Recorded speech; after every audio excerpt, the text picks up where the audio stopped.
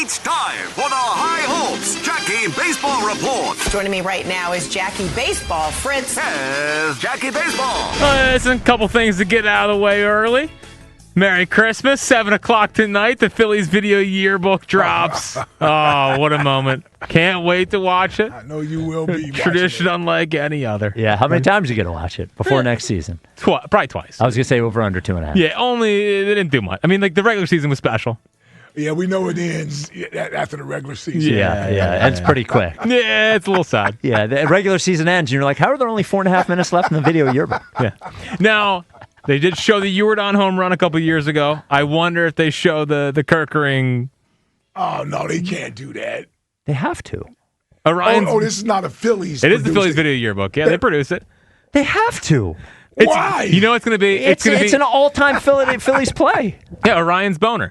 But it's just going to be him coming off the field and them consoling him. That's my official prediction. You're not going to show JT pointing the first? I would put it at 0. Is that on the cover?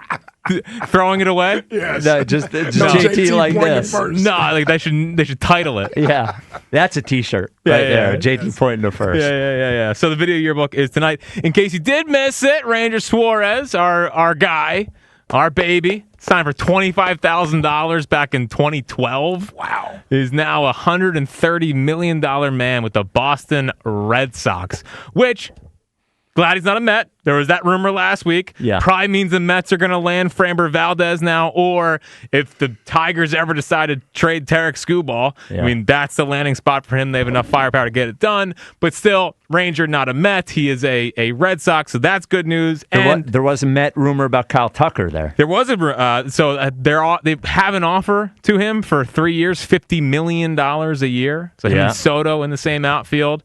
Apparently, the Blue Jays do have a long-term offer on the table for Kyle Tucker, so I guess it comes down to what he wants. You know, a lot of these organizations, and it gets back to the Bichette. So Bichette, it's good news that the Red Sox paid Ranger, because I don't think that they're going to now turn and pay Bo Bichette, which should theoretically take a suitor out for the Phillies. Yep. Blue Jays, seems like their focus is on Kyle Tucker. That could be bad news, obviously, if the Mets sign Kyle Tucker. However, I still don't know how they make Bichette work, because they have Vladdy at first, Clement at second, Andres Jimenez at short, and Nakamoto at third base. So it's still not the cleanest fit, but they've been interested in the whole offseason. Yankees have been like lurking, but the Yankees have had a weird offseason. Yeah. You know, so it's hard to tell how real their interest is. And the Dodgers have been a team that's always been linked to them. But again, that seems like a short-term or shorter years, higher AAV type of deal. And Dodgers, he would play third base as well, I assume. Yeah. Right? Well, I guess he could play second. They could put someone else at third if they wanted. Okay. They wanted. Right. So basically, a lot of the reporting yesterday was that the Phillies are the team that are the most willing to go the longest in terms of years with Bo Bichette, and that seems like something that he wants. You know, the Red Sox were probably 4 years, Mets and Dodgers probably 3. The appeal of the Phillies is that they might be able to go up to like 8 years on Bo Bichette, at least 6 or 7. Todd Zalecki wrote yesterday that sources believe there's a path to a deal with Bo Bichette, so that was interesting. And then not much today from insiders, but John Heyman did break this down earlier today on MLB Network. What about Bo Bichette? Because last we heard it was they had a meeting with the Phillies and it went well, and then we kind of didn't hear anything after that. Right, yeah, it did go well. There's some moving parts there. They're going to have to make some room. They're going to have to figure it out. If they're going to do it. Is it him or JT?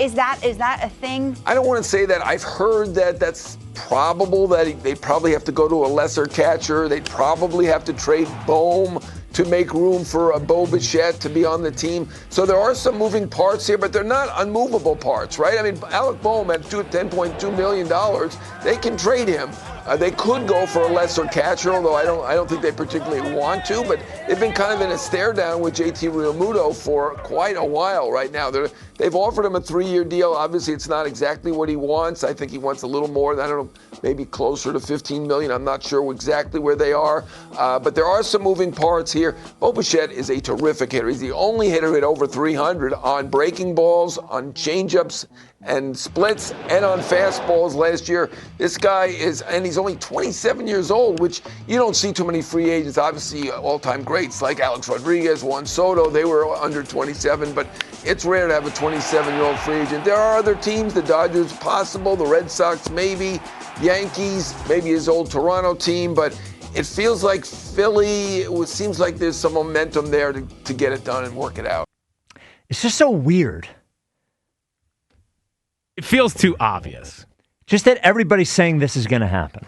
But it also might be the market, I know. It's just weird. For all of the reporters, local and national, to be so aligned that this is going to happen. Jack, how quick do you think this gets resolved? I think in the next week. It feels like everything's kind of coming to a crescendo here. Bob Nightingale did throw out last night that Phillies officials are cautiously optimistic. It feels everything you hear from the Phillies side is like you feel good. It's almost like they're trying to couch it as well. I think they're almost surprised that they have probably the best chance to land Bo Bichette, because I don't think they went in the offseason thinking they were going to get him, and it's almost like this opportunity just fell into their lap, and everything that comes out from the Phillies side kind of feels like they're trying to almost temper their own excitement about it, because everything you hear from them is like, it's still a long shot, but like we think we're in it. Let me ask you this. Why does it have to fall into their lap? Why isn't he a top priority? If it's so obvious that he's a great fit here and it would be an upgrade, and the money's not that much different than we assumed. I'm like, why is it he that the Phillies isn't his top choice? I'm just wondering. It's a good question. Why wasn't this hot? If you're going to give somebody $200 and something million, this shouldn't be the way that it is. Maybe they're surprised that his market isn't more robust. Right. I think everyone in baseball. In other words, I'm saying is he still waiting for someone else to jump up and meet his price? Maybe. Maybe that's why he hasn't signed yet. Right. I think he's really I think he thought he was going back to the Blue Jays. Okay. And I think that's why he his camp reached out to the Phillies to express interest in them, because he felt like Tucker was going to be a Blue Jay. And I think that he thought he was going to go back there, and now he's trying to find his next landing spot. I know I have the reputation, and rightly so, of being pessimistic in a situation like this. Mm-hmm. I hope he signs. It's exciting. I just can't figure out. The rumor stuff, I'm always so interested in not what the rumor is, but why the rumor exists, right? The fact that there's so many rumors all pointing to one thing that it didn't come out of nowhere. We had talked about Bo Bichette at one point, but to your point, Ike, that they didn't aggressively go to Bo Bichette, that Bo Bichette reached out to them. That makes no sense. And even before they spoke to each other, everyone's like, he's going to the Phillies. So what I do when I'm looking at it is say to myself, this feels like we're being manipulated, not by the Phillies. I don't think the Phillies are manipulating us. This doesn't help the Phillies at all. All this does is build up excitement, expectation, right? And I think they probably wish it wasn't this public, right? So the rumors are coming. The rumors only come from one of two places, really. It comes from an agent or it comes from the team. It's not coming from the team, so it has to come from the agent. It has to come from the agent. So why is the agent making it so clear that the Phillies are going to sign him? Why wouldn't they? Do you know? Sign him, yeah. They're trying. Now, this might ultimately be him trying to build up a market. There ends up not being the market that he hopes, and he signs here. That's fine. I just think that his motivation is not necessarily to get him signed with the Phillies. Then they would just sign him. I think his motivation is to build up the market even bigger, though it could end up with him signing here. Quick question. Yeah. Now, do you think the other moving parts like trading Bohm or any of that stuff, the Phillies are trying to work that out before they do this? Well, I think they have. I think they have places they feel comfortable. By the way, Casty is still here. Well, yeah. Well, I'm just saying, if they were just going to release him, then release him. Well, I think they're trying to wait for the market to. I think they're trying to wait for every right-handed bat to pretty much be signed. And if someone's like, "All right, I'll take him," okay, you know what I mean? All right, that's gonna be in February. That's gonna go on for. Okay, yeah. Okay. So the other trading parts. I think they've probably done their homework on where they think they can put those guys. Okay. But I don't think they want to do that until Bichette has made it clear he's coming. Right, because you don't want to do that without knowing. Yeah, because all of a sudden, coming. Right. Yeah. Yeah. Right.